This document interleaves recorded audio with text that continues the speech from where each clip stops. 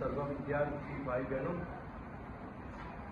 મંચસ્થ મહાનુભાવો છે, વડીલ ગાંધી સાહેબ, મારા ગુરુ રોહિતભાઈ પંડ્યા સાહેબ, ધર્મિષ્ઠાબેન, હિનાબેન, સુરેશભાઈએ એવો સરસ સુમેળ ગોઠવ્યો છે આજે કે એક સાથે બધા અહીંયા ભેગા થઈ શકે અને સરસ રીતે તમારો એક આ પરિચય છે. અને આ ટીચિંગ છે જ નહીં, આ એક માત્ર પરિચય છે. વિડીયો ઉતારે છે વિજયભાઈ મીનામાં એ મારા માર્ગદર્શન નીચે પીએચડી હમણાં જ થયેલા છે.